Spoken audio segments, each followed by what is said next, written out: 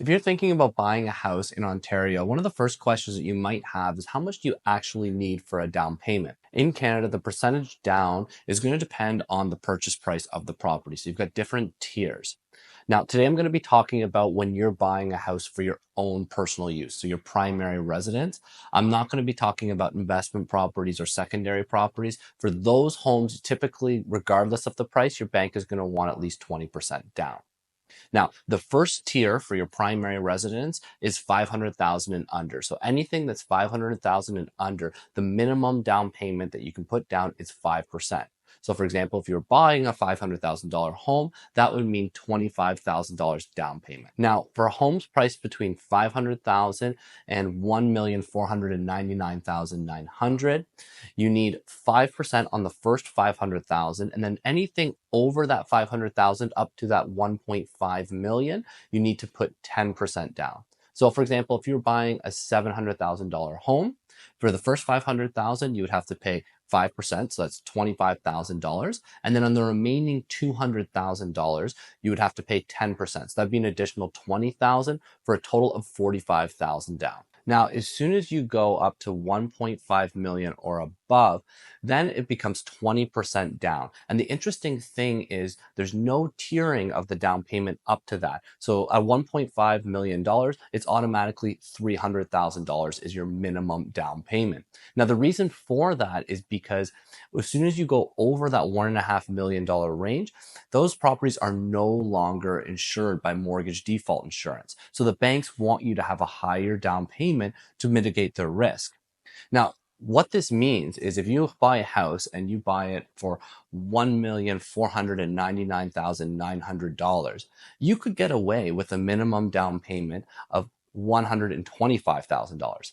Now, if you paid $1,501,000 for that property, then your down payment would over double to a minimum of $300,000. Now, in reality, there's not many buyers who are going to buy a $1.5 million house and put $125,000 down because most of them wouldn't qualify to be able to carry that much mortgage. But it's really interesting to show the dramatic impact that $1.5 million price tag has on the down payment requirements. So if we want to make this a little bit more realistic, if you were to look at, so spring of 2025, in Guelph and the Kitchener-Waterloo region, what can you get for your money and how much does that translate into down payment requirements? So in Guelph, for about $550,000, you can get into an entry-level condo in a decent building. In KW, you could probably get in for maybe even a little bit less, or you could get a two-bedroom condo. So at $550,000, you're looking at about a $30,000 down payment.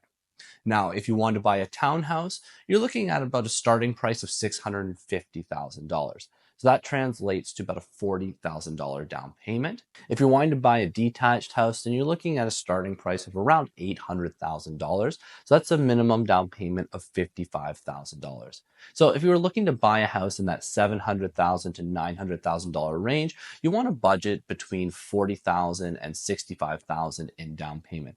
And that doesn't include your closing costs. Closing costs are usually an additional 2 to 4% of the purchase price.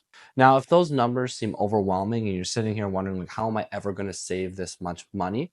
Here are some tips that can help you save faster. So first of all, utilizing your first home savings account. This is an account where you can contribute up to $8,000 every single year for a maximum of $40,000. The money in the account grows tax-free, and then you don't pay any tax when you pull that money out.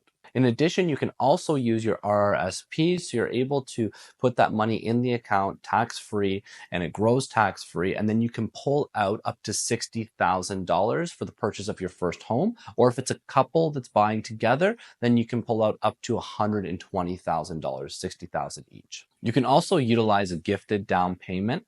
Lenders are fine with gifted down payments, but they do typically prefer that it comes from an immediate relative. Doesn't necessarily have to be a parent.